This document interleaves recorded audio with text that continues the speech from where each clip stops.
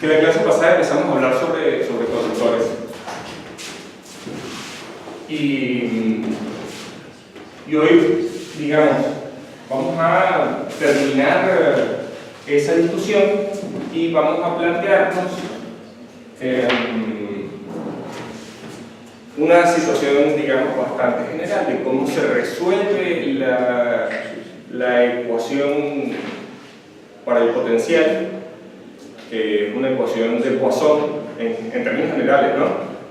O si uno supone que en una cierta región no hay carga, porque normalmente uno está interesado en saber cómo es el campo eléctrico, digamos, en algún sitio donde no hay carga. Si no está interesado en saber eso, entonces muchas veces es útil resolver la ecuación de Laplace e imponer, en lugar de considerar que hay distribuciones de cargas que producen los campos eléctricos y potenciales, por supuesto, eléctricos, en lugar de hacer eso, uno puede imponer condiciones sobre el borde de la región, de manera que ese borde sea o esas condiciones de borde sean las que justifican que haya un potencial distinto de cero y cambiante en la posición, aunque no haya cargas eléctricas en la región en que estamos estudiando el potencial, ¿no? Esto se lo mostré yo en alguna clase pasada cuando les puse un potencial o un campo eléctrico y les dije, bueno, vamos a calcular la divergencia de esto. Resulta que la divergencia era cero. Entonces existen soluciones que no son triviales de las ecuaciones para el campo eléctrico, que básicamente la ley de Gauss, y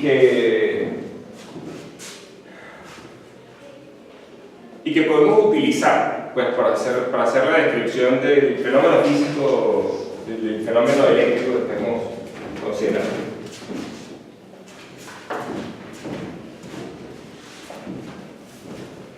Bueno, entonces, continuando entonces con el tema que venía,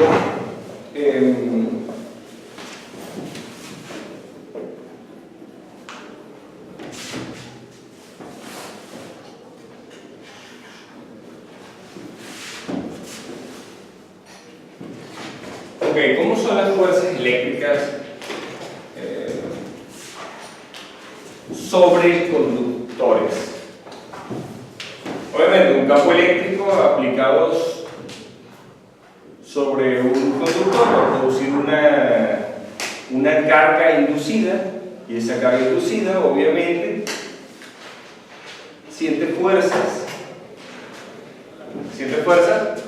que van a afectar, que pudieran en principio afectar el movimiento del conductor. ¿Cómo son esas fuerzas? Entonces, bueno, vimos que el campo eléctrico afuera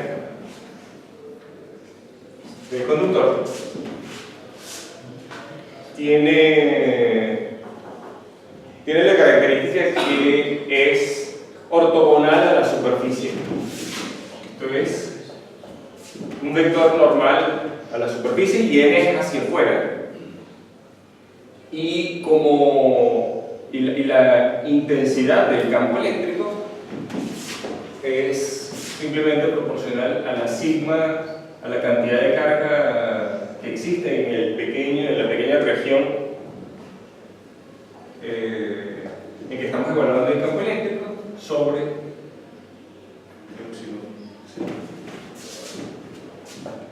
a ver, por ley de Gauss esto está clarísimo. El flujo eléctrico alrededor de una pequeña región es igual a la carga encerrada sobre epsilon 0. Si nosotros tomamos una región infinitesimal sobre la superficie y que involucre por un costado la parte exterior, por un lado del cubo, por ejemplo, que considere la parte exterior del conductor, y por el otro lado del cubo que involucre la parte interior del cubo, entonces en la parte interior el campo eléctrico es cero, en los bordes es siempre hacia afuera, entonces ese flujo ese flujo de campo eléctrico es igual a cero, porque el vector normal de esa superficie es ortogonal a este vector. Y por último, lo que queda es la carga o mejor dicho, sigma por el diferencial de área, que sería la carga total en ese pequeño cubo.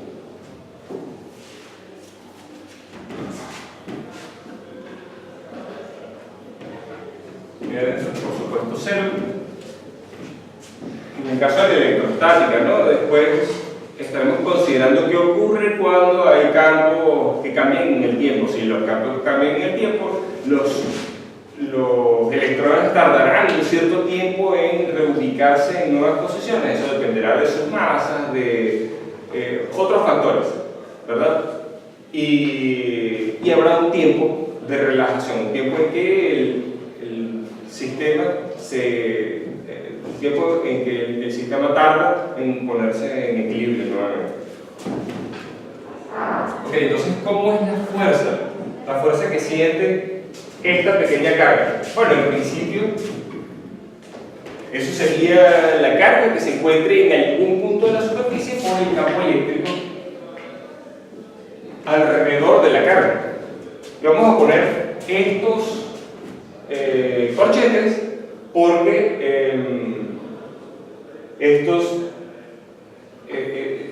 en realidad tendríamos que considerar el campo eléctrico afuera y adentro, ¿no? El campo eléctrico medio que siente la carga sería un medio del campo eléctrico afuera más el campo eléctrico adentro. Y por último, por supuesto, esto sería la carga la carga que hubiese en un punto. Nosotros podríamos dividir entre el área y obviamente definir la fuerza por unidad de área, de manera que esto fuese sigma, por supuesto, la densidad de carga, por el campo eléctrico, que podemos escribir nuevamente en términos de n, sigma y epsilon 0. A ver, esto sería sigma sobre epsilon 0 por n afuera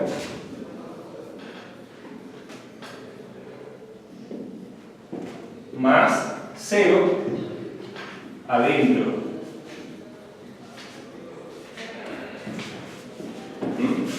Que son los valores del campo eléctrico afuera y adentro. Entonces, obviamente esto sería 1 sobre 2 epsilon 0 por sigma cuadrado por n.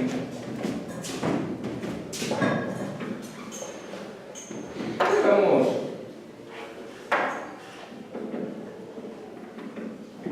La fuerza por unidad de área la podríamos expresar entonces en estos términos. Es proporcional a la carga, a la densidad de carga al cuadrado, ¿no? Y bueno, básicamente porque las cargas inducidas son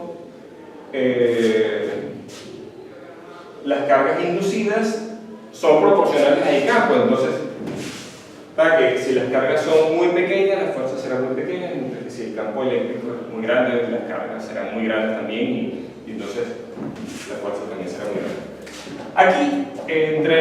Aquí esto, como estamos hablando en términos de fuerza por unidad de área, esa fuerza es siempre una fuerza que es perpendicular a la superficie. En realidad es conveniente hablar en términos de la presión. La presión es justamente eso, la fuerza aplicada en un área determinada.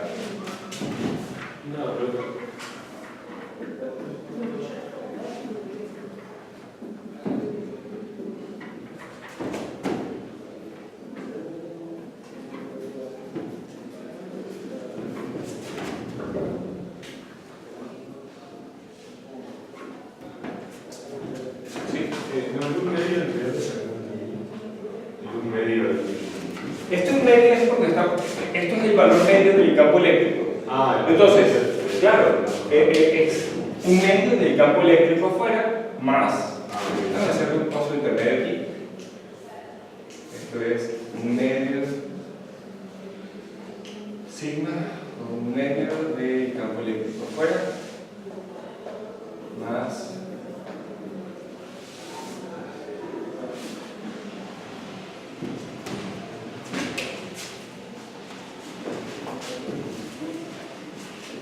Ahora,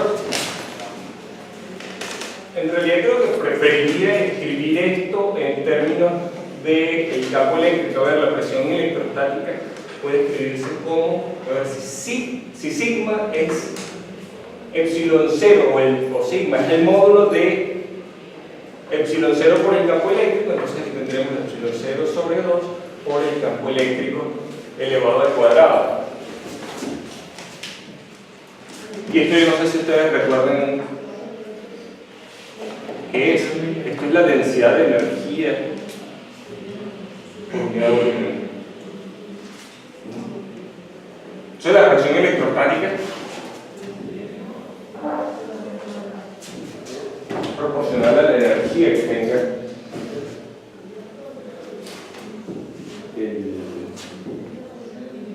el campo eléctrico.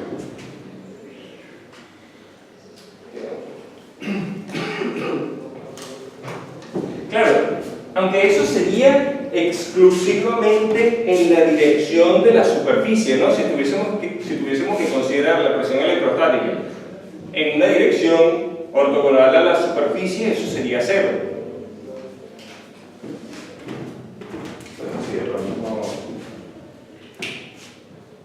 No es relevante.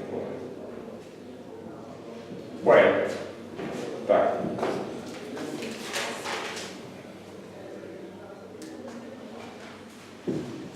Con esto, uno puede decir, bueno, ¿qué podemos hacer entonces con esto? Bueno, vamos a considerar un ejemplo. Vamos a ver el ejemplo. Bueno.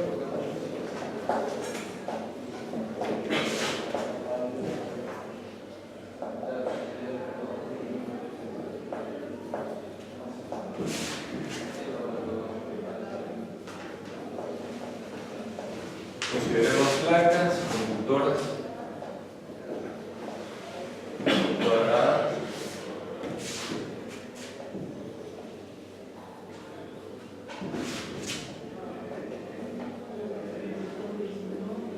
con cargas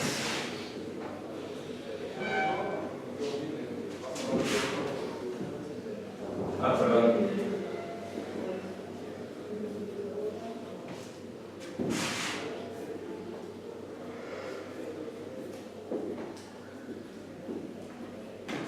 Cargas más sigma y menos sigma.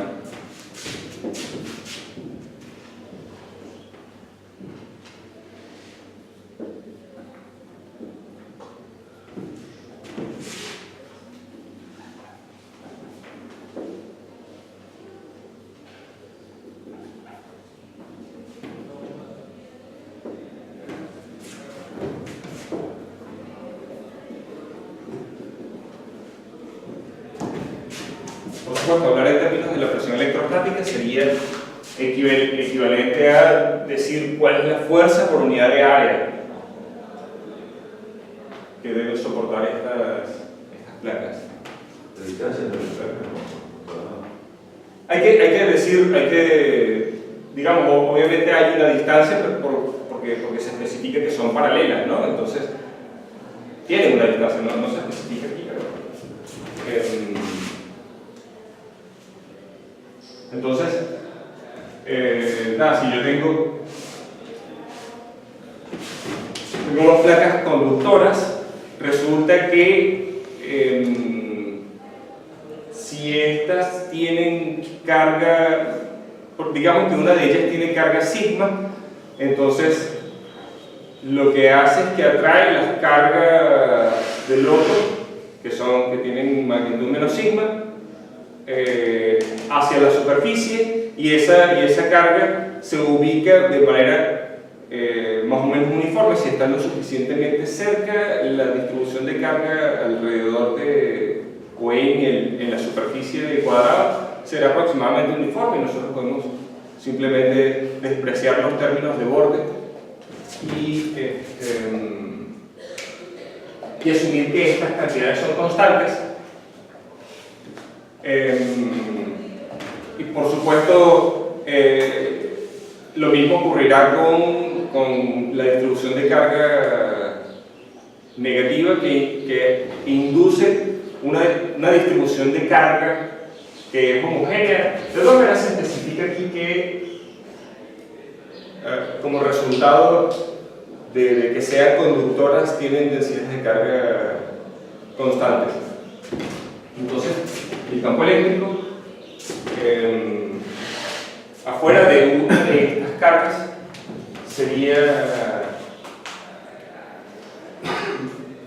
sería sigma sobre epsilon 0, ¿verdad? Pero la otra carga produce también un campo eléctrico que apunta hacia la placa, porque tiene densidad de carga negativa, que sería que sería sigma sobre epsilon 0 en la dirección de la placa, ¿verdad? En la dirección contraria a la normal de la otra placa. Entonces el campo eléctrico de la placa 1, vamos a ponerlo así, aquí tenemos la placa 1, aquí tenemos la placa 2, tiene sigma y este tiene menos sigma. Este produce campo eléctrico E1 y este produce un campo eléctrico E2. E1 es igual a sigma sobre epsilon 0 en la normal de 1 y E2 produce menos sigma sobre epsilon 0 en la dirección de la normal 2, pero N2 es igual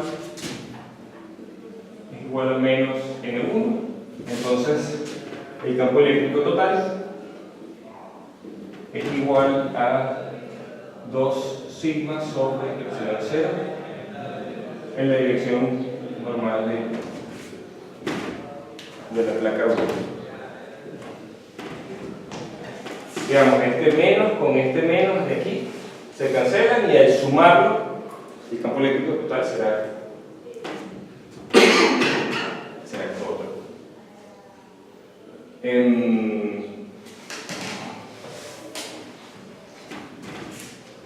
Ya lo que resta es evaluar cuánto es la presión electrostática. La presión electrostática.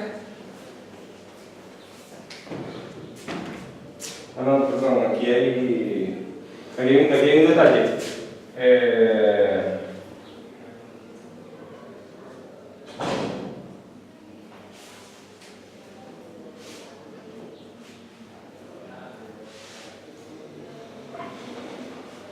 En términos generales, si yo tengo una placa, si yo tengo una placa con densidad sigma, produce campo eléctrico en ambas direcciones y entonces aquí debería haber un 2, ¿no? Sí.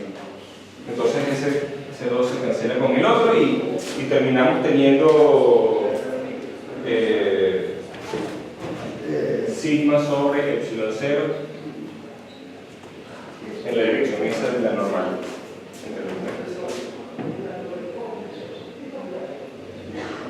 Ok.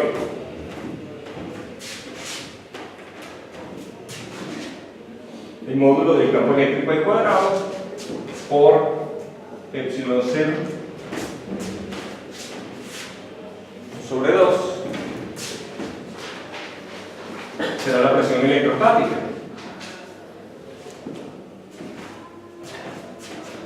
Falta simplemente sustituir. Esto es 1 sobre 2 epsilon 0 por sigma al cuadrado.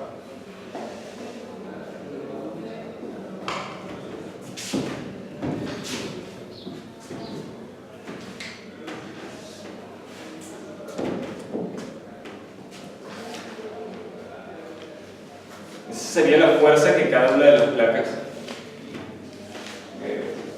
recibe. La fuerza que cada una de las placas siente.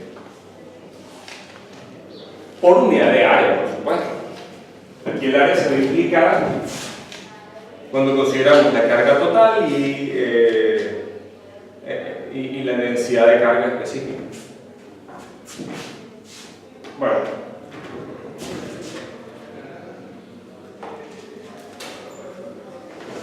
Aquí pareciera que hay una repetición con los argumentos de antes, pero aquí resulta que hay una dependencia en la posición.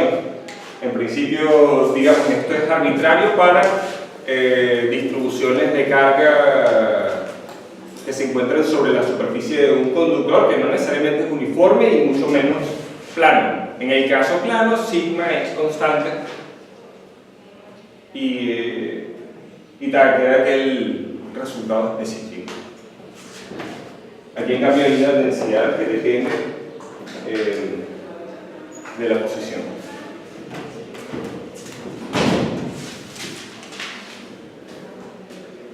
Bueno, continuamos entonces, vamos a hablar sobre algo que está inmediatamente relacionado, que es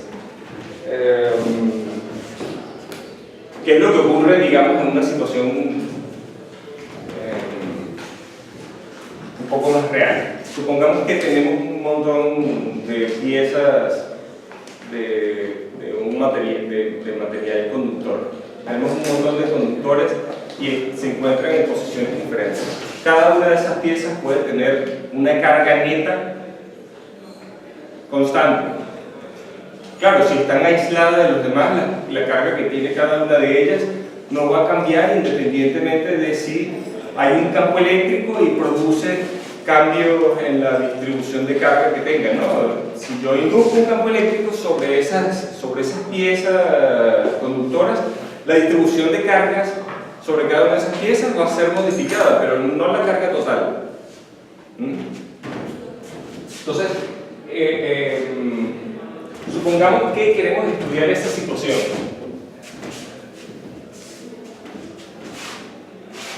Bueno, la primera cosa que podemos hacer es estudiar, por ejemplo, cómo es la energía que tiene ese sistema. Entonces, supongamos que tenemos una región que llamamos, vamos a decir que esto es R3, y adentro tenemos distintas piezas conductoras. Vamos a llamarla, no sé, a esta la llamamos I, a esta la llamamos N. Hay N piezas. Entonces, en principio I podría ir desde 1 hasta N. Y pudiese ser la iésima de ellas. Si cada una de ellas es conductora, entonces el potencial en las regiones que estén contenidas, el potencial evaluado en las regiones que llamamos VI, estos serán constantes. Vamos a llamarlas así, vamos a llamarlas VI. VI será el potencial en cada una de esas regiones. Entonces, si yo calculo la energía total,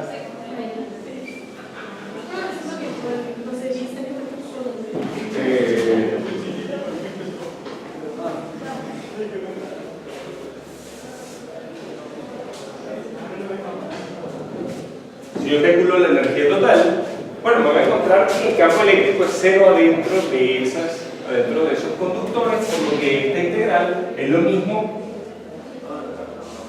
que la integral en R3 menos lo que sería la unión. La unión entre los distintos VI. U representa la unión. La unión de los distintos conjuntos, ¿no? Tengo conjunto A y conjunto B, la unión sería el conjunto A unido al conjunto B, que sería un conjunto más grande. Entonces esto sería esta región entera menos esos huecos. ¿Ok? perdón, aquí me faltó un 2 del cuadrado del campo eléctrico, si no tendría un vector, ¿verdad? Y aquí tendría que poner el campo eléctrico al cuadrado por tau, que es el elemento de volumen. Adicionalmente, yo, digamos, puedo verificar que el campo eléctrico al cuadrado es gradiente de V por el campo eléctrico, puede reescribirse en términos de una derivada total menos otro término donde la divergencia actúa sobre él.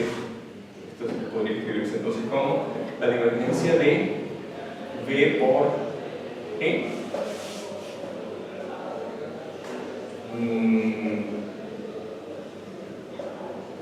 menos, por el menos ese de la divergencia, podríamos decir que es más V por la divergencia de E.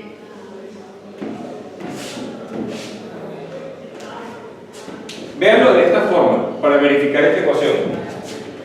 Este lo puedo pasar para acá a sumar y este lo paso para allá a sumar también. Entonces tengo la derivada actuando sobre la función 1 y la función 2. Bueno, aquí tengo la derivada actuando sobre la función 1 por la función 2 sin derivar, y tengo la función 1 sin derivar por la función 2 derivada. Entonces la fórmula, digamos, es correcta.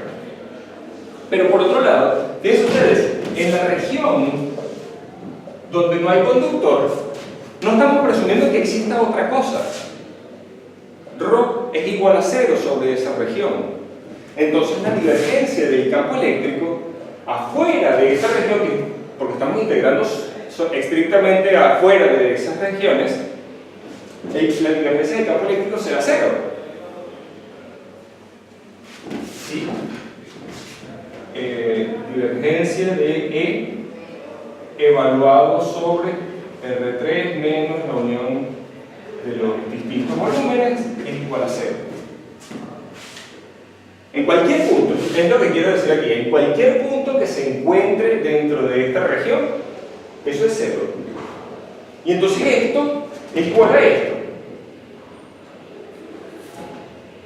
Y puedo utilizar entonces el teorema de Gauss para integrar esta cosa. Entonces voy, la energía es entonces, esto lo sustituyo por ejemplo, menos epsilon 0 medio la integral en tau de la divergencia punto B por E en R3 menos la unión de los volúmenes. Y usando Gauss ahora, bueno, aquí hay algo que es importante, que es que normalmente uno tendría que poner vectores normales que fuesen hacia afuera de la región donde estamos integrando, ¿no? Es decir, esto será, vamos a escribirlo en términos de los vectores n con sombrerito, pero en azul para indicar las flechas azules. Esto será menos epsilon 0 sobre 2 por la integral sobre las superficies cerradas, que serían los bordes de la región I, y por supuesto tendríamos que sumar sobre I a lo que nos queda, que es el diferencial de área por el vector, y este lo pongo en azul porque es hacia afuera de la región que estamos integrando. La región que estamos integrando es esta, ¿verdad? Entonces hacia afuera sería hacia adentro de los conductores por V.E, V por E. Y por supuesto, eso van a estar siendo evaluados sobre el borde. Bueno, a mí no me gusta trabajar con vectores que apunten hacia adentro, especialmente que adentro de las regiones el campo eléctrico es 0. Entonces, yo tengo que utilizar el vector normal hacia afuera para representar en realidad el campo eléctrico. El campo eléctrico va a apuntar hacia afuera por la densidad de carga. Venga, ¿verdad? Entonces vamos a ¿Ah? Pones menos n, entonces te sale la cabeza. Claro, yo digo n se sustituye por menos n, y entonces este menos cancela este otro. Y por otro lado hay otra cosa interesante, que es que B está siendo evaluado sobre las superficies y B resulta que es continuo. B afuera es igual a B adentro, ¿verdad? Entonces, estas cantidades son iguales al potencial de I que yo definí acá. Entonces vamos a hacer esos dos pasos. Eso sería epsilon 0 sobre 2 por la suma sobre I de las integrales cerradas sobre, y aquí tendríamos diferencial de área por vamos a poner el B aquí afuera de I, y aquí tenemos n punto E. N punto E es ¿cuánto?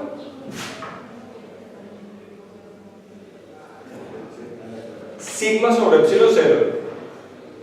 Eso es lo que ocurre sobre un conductor. Esto es epsilon 0 sobre 2 por la suma sobre I por dI por la integral sobre el área del borde, el área del borde del trozo I, que debemos haberlo puesto aquí, ¿no? No todos los diferenciales de área son iguales, cada uno es específico al área que está escribiendo, y aquí tenemos sigma I sobre epsilon 0. Este epsilon 0 cancela el de fuera y nos queda la integral sobre el área de sigma en cada uno de los trozos conductores. ¿Qué es eso? La carga de cada uno de los conductores. Entonces aquí podemos escribir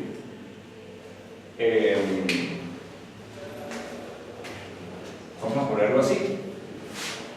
U es igual, a ver, nos queda un medio de la suma sobre I del potencial sobre cada uno de los conductores por la carga en cada uno de los conductores.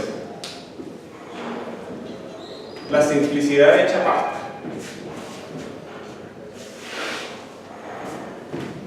Y esto no hace ninguna referencia a la forma que puedan tener estos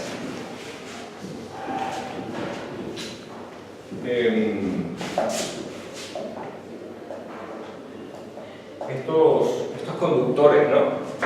Pudiesen ser completamente irregulares. Aquí no hay ninguna simplificación. Lo único que estamos utilizando aquí, que pudiéramos considerar como una suposición, es que no hay campos eléctricos externos, por ejemplo, porque el término de borde lo consideramos en infinito y bueno, no hay nada.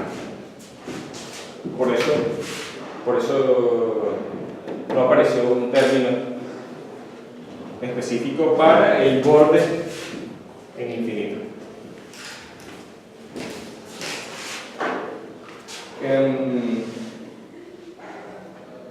Ahora, resulta que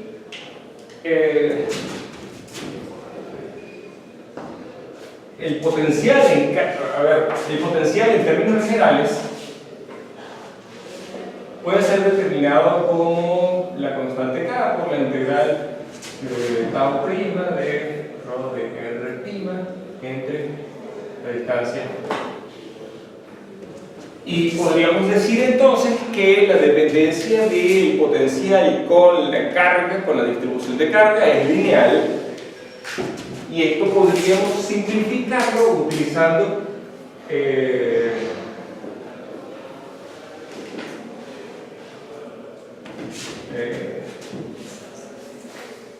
una expansión que dependiese linealmente de las cargas de cada uno de estos. A esto se le suele asociar a una cantidad que se llama C, que sería una matriz donde I y J corren por el número de trozos metálicos que uno pueda tener, ¿no?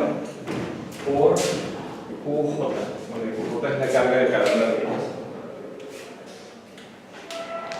Entonces, esa dependencia lineal de la carga se puede reescribir de esta forma. Y C y J son simplemente coeficientes que luego habrá que determinar de alguna forma.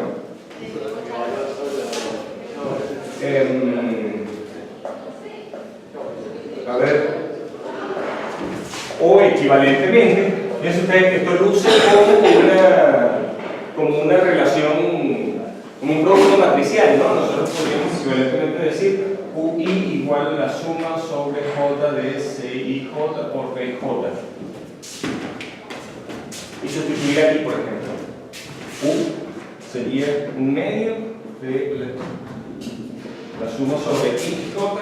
Vamos a escribirlo primero en términos de las cargas. Sería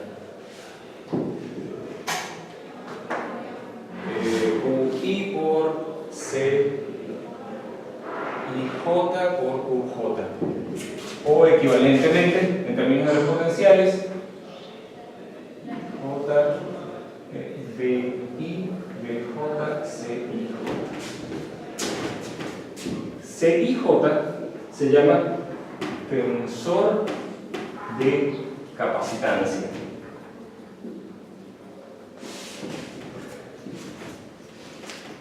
Y vamos a ver el caso específico de, qué sé yo, dos placas paralelas. A ver cómo relacionamos eso a lo que nosotros sabemos de la capacitancia.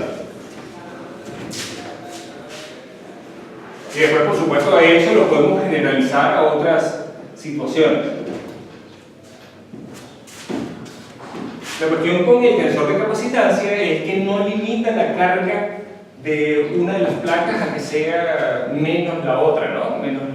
Menos la carga de la otra placa, que es la situación típica.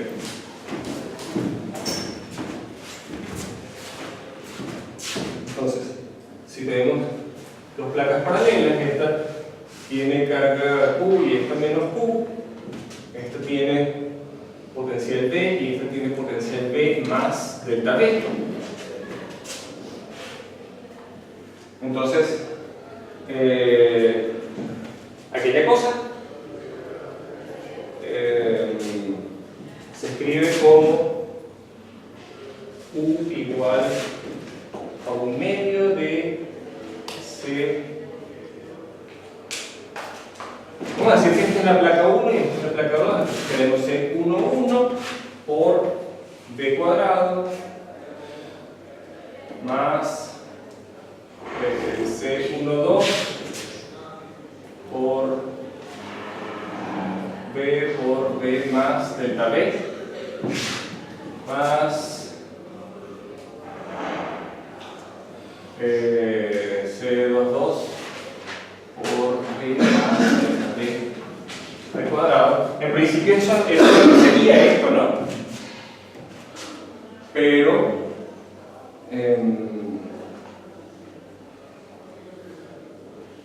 si escribimos, en lugar de alguna de estas, escribimos la fórmula que tenemos aquí abajo. Q es un medio de B1 por Q1, sería menos Q por B, más B2 por Q2. B2 sería B más delta B por Q2, que sería Q. Entonces podemos sacar Q de factor común, tenemos Q sobre 2 y aquí tenemos B más delta B menos B, que sería delta B. Q por delta B, la diferencia de potencial entre las dos placas por la carga entre ellas. Y esta es la fórmula estándar que nosotros consideramos usualmente.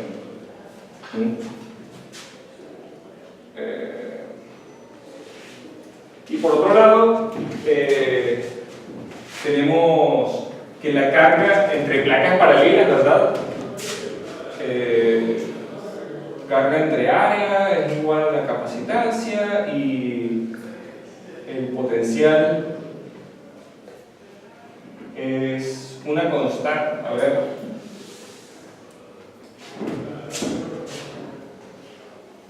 si el campo eléctrico aquí es constante, entonces la divergencia menos la divergencia de potencial es igual. ¿Cuánto es esto? Sigma sobre epsilon 0, ¿verdad? En la dirección n.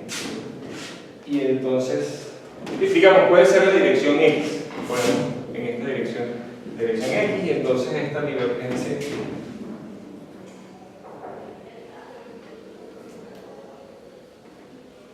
iría en la dirección y, por ejemplo. Entonces, menos parcial x de b debe ser igual a sigma sobre epsilon 0 y b debe ser menos sigma sobre epsilon 0 por x. Esto es b de x, ¿no? b de x. Debo diferenciarlo de este b, que es el b, el potencial en la placa 1. Podríamos decir que esto está en 0 y entonces x menos 0 más b. Esa sería la constante.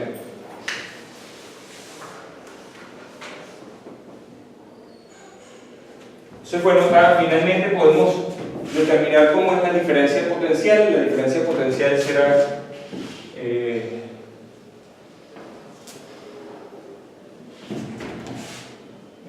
a partir de esto decimos que delta B es igual a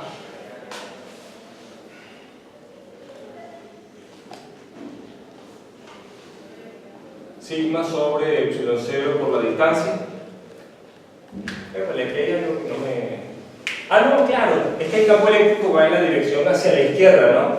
Va desde las cargas positivas a las negativas. Entonces aquí tenía un menos donde no iba y aquí va más. Entonces tenemos carga por distancia sobre área por epsilon 0. Y fíjense ustedes, aquí tenemos entonces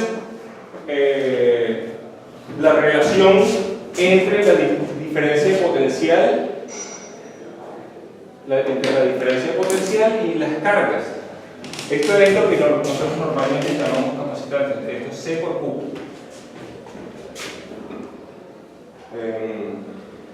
Tenemos Q cuadrado por C entre 2.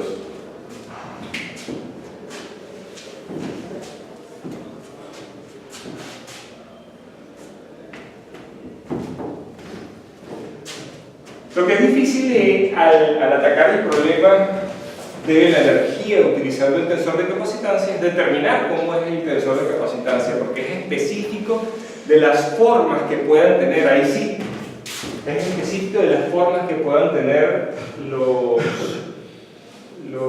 trozos de metal, los trozos conductores. Bueno. Por otro lado,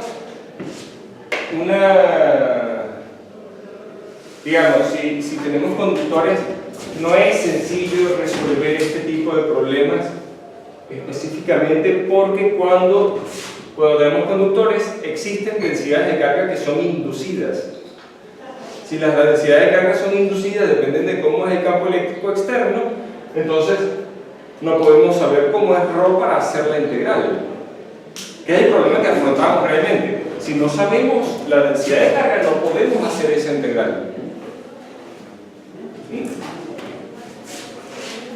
Sigue siendo cierto esto. Sigue siendo cierto que el potencial va a ser proporcional a las cargas netas. Digamos, una manera de verificar esto es multiplicar la carga que se encuentra en cada una de los trozos conductores, multiplicarlo por 2, duplicarlas todas. ¿Se habría modificado la distribución de las cargas? No. es como si aumentásemos la intensidad de las fuerzas eléctricas por 2. Es lo mismo, podríamos reabsorber todo eso en términos de una constante global y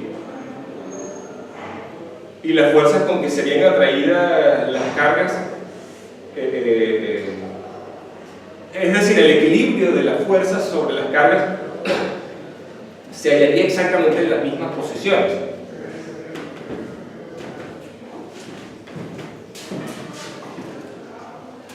Entonces sí, en efecto, el resultado del potencial debe ser proporcional a la intensidad de las cargas. Simplemente proporcional, no tener una dependencia que no sea lineal. Ok, entonces, ¿cómo hacemos para resolver el potencial? La clase pasada hicimos un poco de eso. La clase pasada, digamos, uno de los asuntos que estuvimos resolviendo fue un problema donde desconocíamos cómo era la densidad de carga, ¿verdad? Porque había cargas que eran inducidas. En ese problema era el problema de una esfera conductora pequeña metida en el centro de un hueco de una esfera gruesa conductora que se encontraba, que tenía una carga inicial que era una carga total igual a 0. Entonces preguntaban varias cosas: cuánto era el potencial en el origen, cuánto, no sé cómo. Bueno, en fin, tuvimos que resolver ese problema, pero el problema es cómo eran las densidades de carga inducidas sobre la esfera conductora que encerraba lo que estaba en su interior.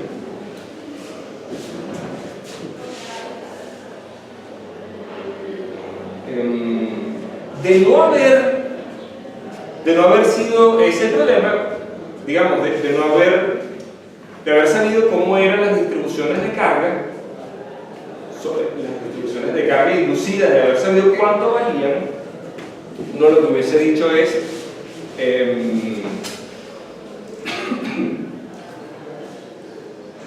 bueno, ya yo resolví el problema unidimensional en términos de cómo es una distribución de carga. Había una fórmula allí que yo les mostré hace unas clases, que era algo así como a ver,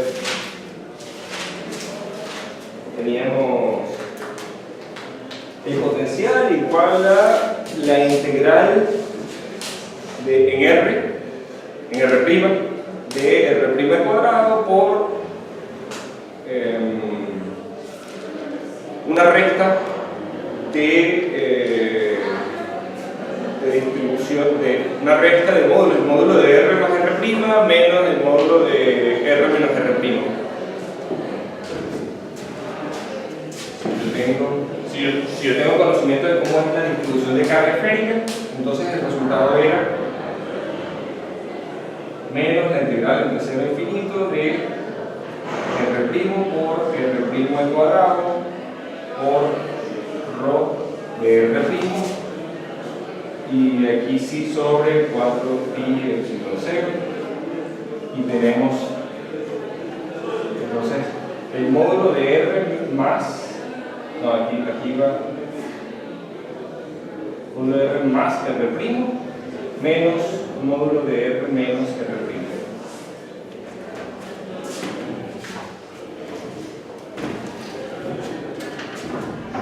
Si este rho es, qué sé yo, distribuciones de carga superficial, vas a tener unas deltas de Dirac en R' igual, qué sé yo, a, b y c de los radios de las distintas esferas. El problema es que no conocemos rho aquí, en el problema de la clase pasada. Bueno, pues vamos entonces a lo que estamos trabajando.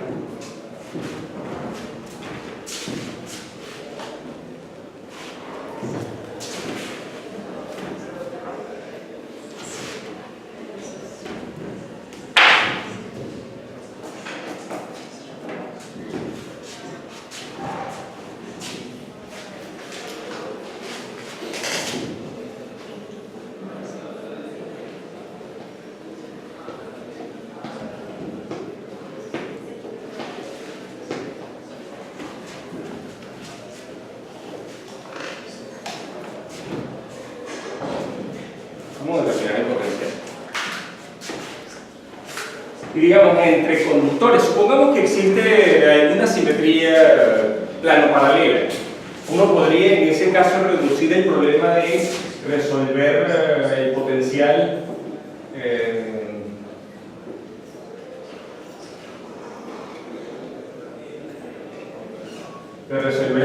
asociado a esto, lo podría reducir a una ecuación diferencial ordinaria, donde tendríamos derivadas con respecto a x dos veces de phi de x igual a menos rho de x sobre epsilon 0. Si se trata de campos eléctricos inducidos, lo que nosotros queremos estudiar, bueno, lo conveniente sería estudiar cómo es en la región atrapada, en la región entre las cargas. Supongamos que vamos a resolver en lugar de esto, perdón, escribí el punto B. A veces pasa, de pronto me cambio de notación o algo así. Yo les pido que estén atentos y me corrijan, digamos, yo cometo errores, obviamente. Bueno.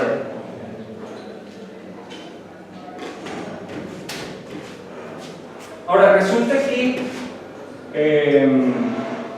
la ecuación diferencial es lineal. Sin considerar las cargas inducidas, puede existir una solución a esto. Solución al problema inhomogéneo.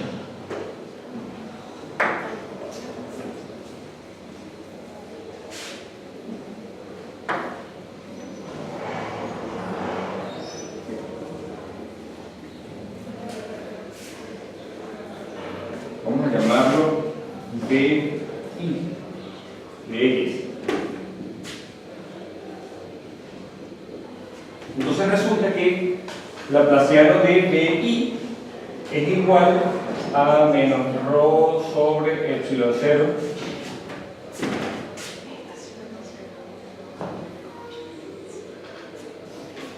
pero B, la solución total, en términos generales, será la solución a la parte inhomogénea más, por principio de superposición, será más la parte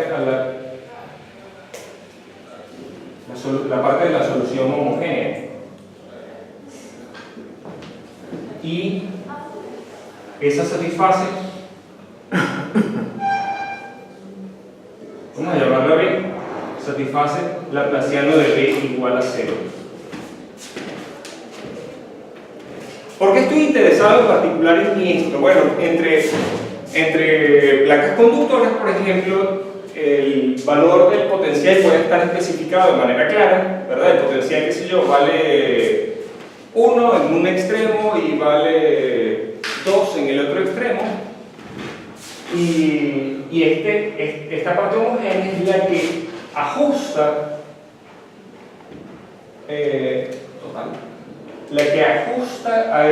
o sea, que ajusta con esta otra parte para que ésta satisfaga las condiciones en el contorno que son apropiadas. Lo que uno hace en términos generales es decir, yo resuelvo la ecuación en el interior de la zona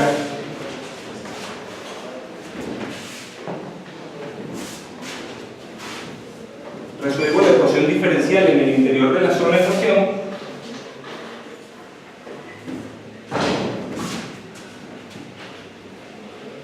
podríamos decir en la zona B, una B cursiva, y establezco condiciones en la frontera.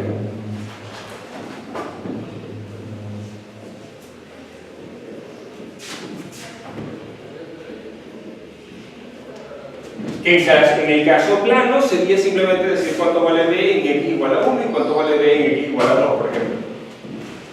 Y es obvio que por tratarse de una ecuación diferencial de segundo orden vamos a tener dos constantes de integración que fijar. Entonces las condiciones de la frontera se establecerían, digamos, en principio, diciendo cuánto es el valor de BDR sobre los puntos que pertenezcan al borde. Y fijando esto como una función que depende de la ubicación de esos puntos.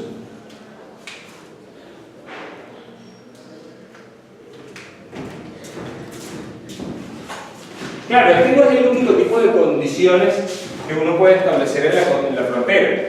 Uno podría fijar, por ejemplo, qué sé yo, la presencia de algún medio o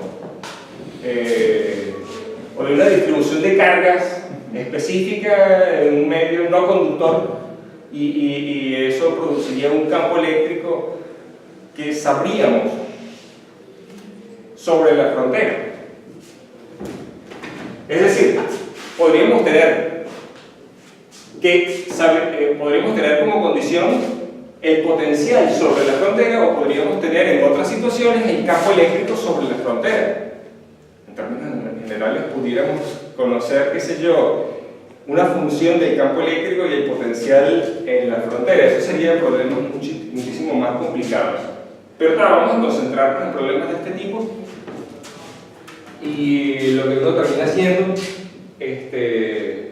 lo vamos a ejemplificar simplemente con el problema unidimensional en una dimensión. La ecuación luce de esta forma y las soluciones de esto en B, que se define como digamos el conjunto que va entre x1 y x2.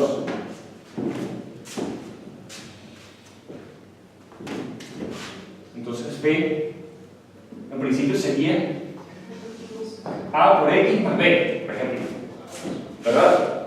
Esas son las soluciones de esta ecuación diferencial. Y aquí estamos trabajando el potencial entre dos conductores. Si tenemos dos conductores, bueno, lo que sabemos sobre el potencial en los bordes depende de cómo estén conectados. Uno puede estar conectado a tierra y el otro a una cierta diferencia de potencial del anterior. Digamos que se encuentran el potencial T1 y T2. Como condiciones, pudiéramos decir Bx en x igual a x1 es B1 y B de x en x igual a x2 es igual a B2. Que se fijan, por supuesto, se fijan, puede ser experimentalmente, por ejemplo. Entonces, eso, obviamente, digamos, va a establecer cuántos valen estas constantes.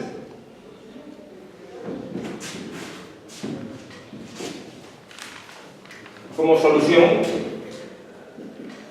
me gusta escribir la solución de esta forma.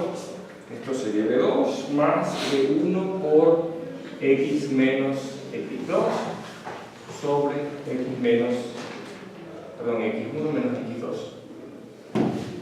Fíjense qué es lo que pasa cuando x es igual a x1. Si x es igual a x1, entonces este término se cancela con este. A ver.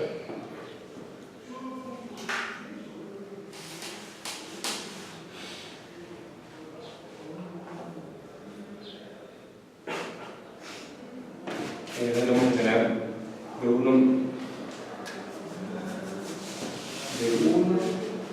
más, menos de 2. Entonces, si x igual a x1, este con este se cancelan y este este término me queda B2 más B1 menos B2, entonces el B2 se cancela. Y si X es igual a X2, este término es 0 y me queda B2. Y ya, listo. No sé si esa es la manera más sencilla de fijar los valores de A y B, pero que tenemos una función que es lineal en X. ¿Qué pasa en dos dimensiones? Bueno, en dos dimensiones el problema es resolver esta ecuación.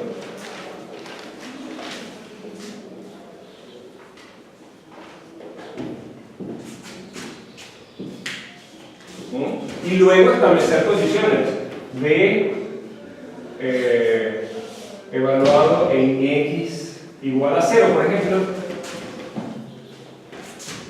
o en X igual a X1 es igual a F1 de Y. B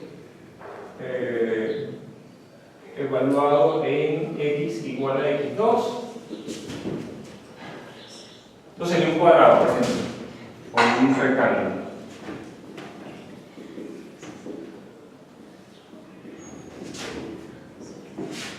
B sería F2 de Y.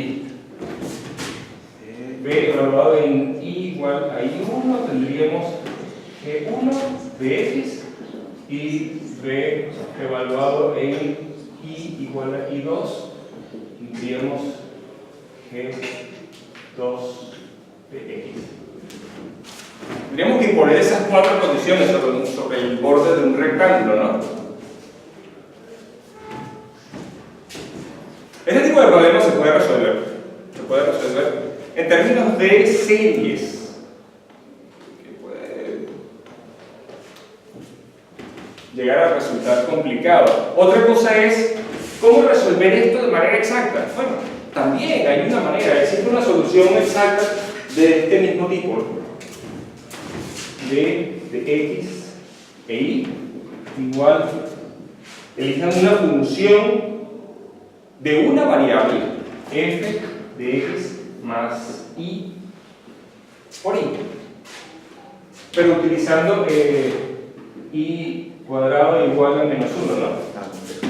Utilizando los números complejos. Esto sería una función que sería compleja. Nosotros estamos interesados en soluciones reales a esa ecuación. Entonces, bueno, vamos a sumar el complejo conjugado. F de X más Y por Y complejo conjugado. La suma de esas dos cosas sería real.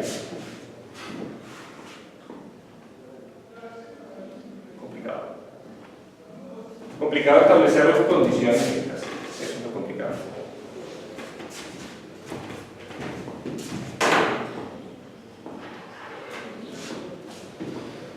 En 3D es mucho peor.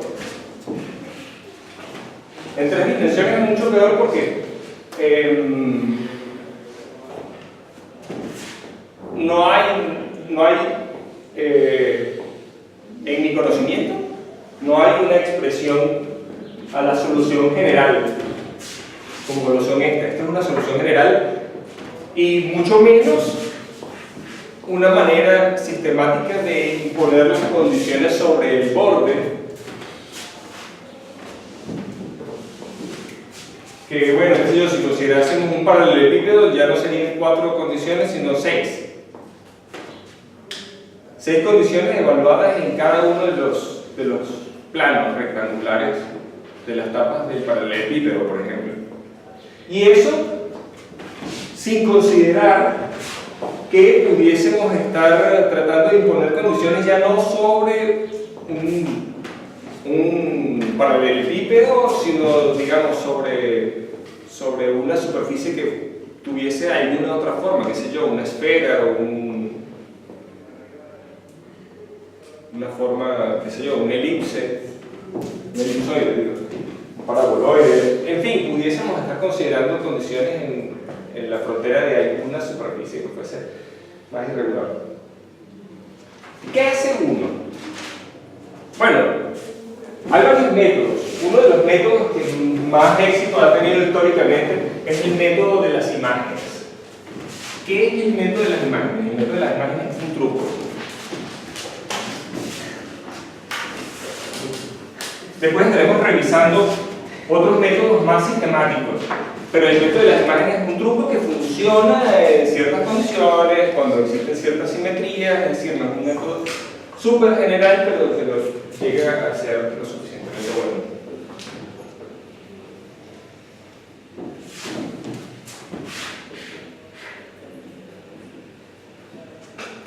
Okay. Supongamos que queremos resolver, qué sé yo, en 3 dimensiones, queremos resolver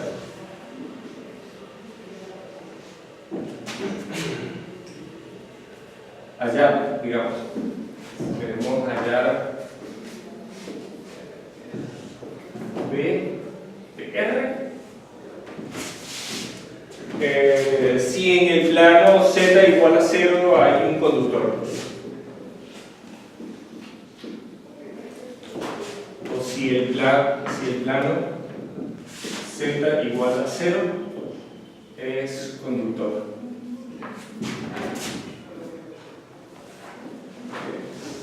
En fin, digamos, vamos a hacer una representación de esto. Tenemos X, Y y Z, y hay un plano conductor en Z igual a 0.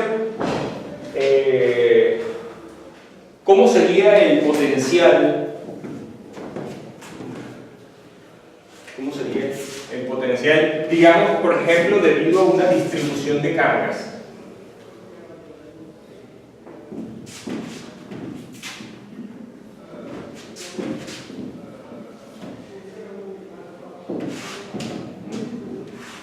Entonces lo que se suele utilizar es el truco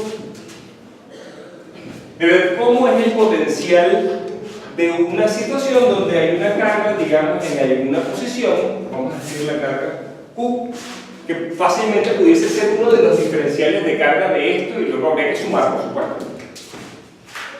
¿Cómo sería el potencial si esto fuese, si aquí tuviésemos que imponer que B es igual a 0? Entonces, este problema más complicado lo sustituimos por el más simple de una sola carga puntual,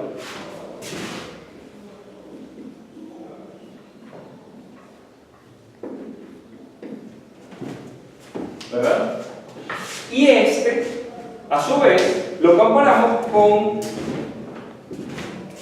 la situación donde tenemos no un plano donde imponer condiciones de contorno, sino que tenemos la carga Q y tenemos una carga,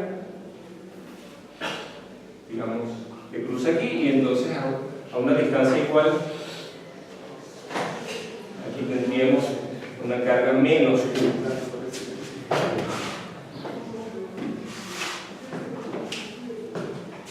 Sí, aquí la línea punteada cruza el plano y aquí ponemos una carga menos Q.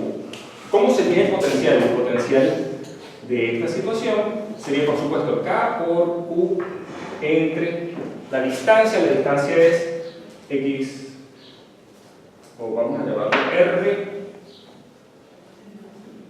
menos la posición de la carga, más el potencial de esto otro, ¿verdad? Más K por menos Q sobre R menos R de la carga menos Q.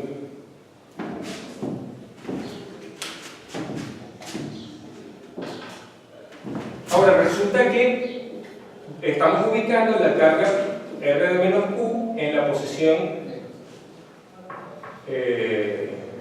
XQ, perdón, en la posición, a ver, si la posición de la carga Q la ubicamos en XQ, en I más IQ, en J más ZQ, en K, la posición de la carga adicional que estamos poniendo, R de menos Q es XQ en I más IQ en J menos ZQ en la dirección carga. Esto es un problema que yo les estoy proponiendo a ustedes considerar. ¿Sí? Yo soy el que está fijando la posición de la carga Q y de la carga menos Q, y también estoy fijando la magnitud de la carga Q y la magnitud de la carga menos Q. ¿Sí? Esto sería una carga 1 y una carga 2. Bueno, la carga 1 tiene carga Q, la carga 2 tiene carga menos Q, la posición de la carga 1 sería esta y la posición de la carga 2 sería esto otro. Les estoy proponiendo eso.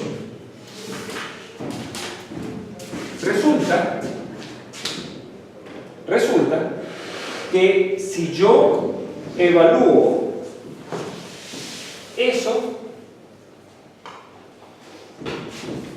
esto sería K por Q sobre esa distancia. Yo voy a evaluar la distancia una vez, esto sería delta X cuadrado más delta Y cuadrado más, y no voy a escribir delta Z, sino que voy a poner Z menos ZQ. Al cuadrado, todo eso a la 1/2. ¿Verdad? ¿Están de acuerdo conmigo? Ese sería el primer término. El segundo término tendría un menos al frente, tendríamos menos K por Q sobre una raíz también que tendría delta X cuadrado más delta Y cuadrado más Z más ZQ al cuadrado a la 1/2.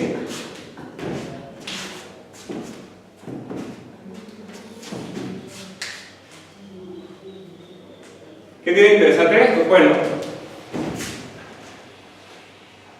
B de R evaluado en Z igual a 0 es igual a 0.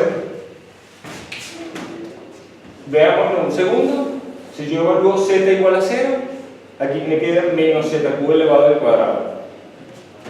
Y este otro término, Z igual a 0, me queda ZQ elevado al cuadrado. Pero la forma funcional de esta función y de esta otra son exactamente iguales. Entonces este término mata a este. Y el potencial será 0. Entonces, de manera indirecta, resolví el problema de ver cómo es la solución del problema. O sea, resolví el problema de cómo es el potencial para z positivos si yo tengo que imponer que el potencial es igual a 0 sobre z igual a 0. ¿Qué tenía que hacer? Bueno, añadir una carga afuera de la región donde yo estoy poniendo mi carga original. ¿Sí? A la carga original le añado una carga imagen.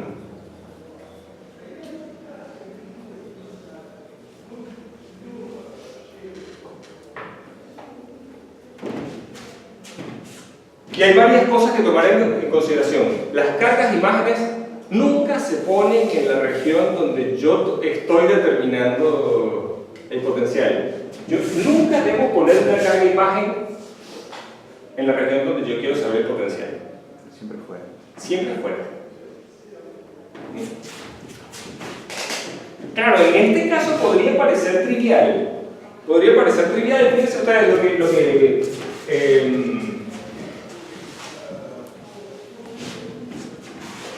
lo que terminó ocurriendo en términos generales es que el potencial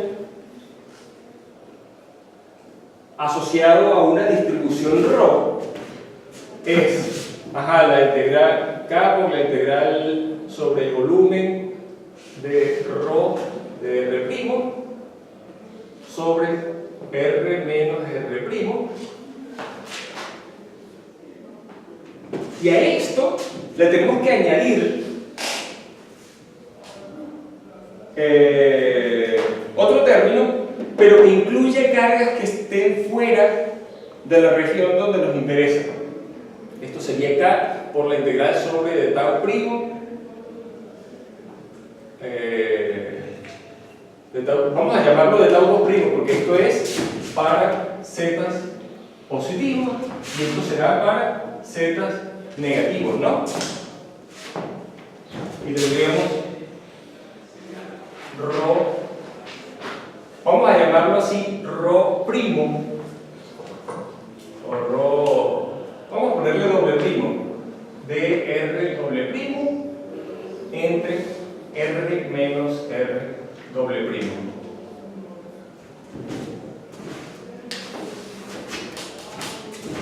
Rho doble primo es la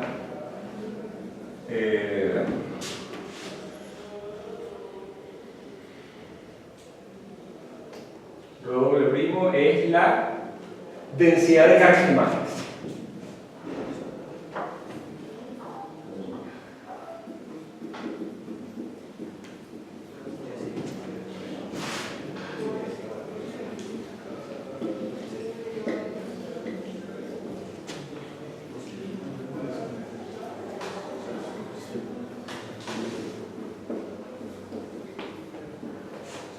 Fuera de la región Z mayor que Z.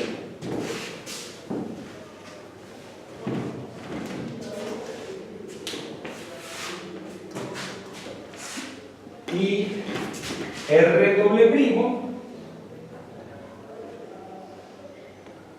resulta que es la posición de esas cargas de imágenes que, bueno, fueron determinadas utilizando la imagen especular, digamos, la función que tuviésemos de z la sustituimos por f de menos z. Esa sería la imagen de la función, o mejor dicho, vamos a poner aquí directamente rho de z por rho de menos z. Y si aquí tenemos prima, entonces se le pone un menos prima.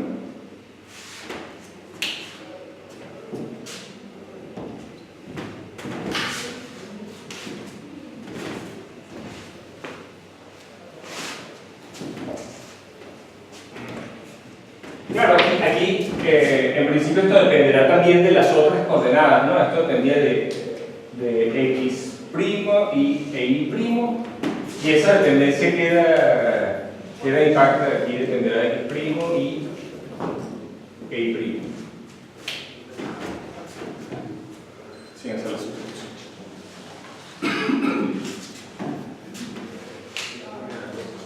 Bueno, a ver, son las 12. Ya en la próxima clase estaremos haciendo más de esto y tomaremos en consideración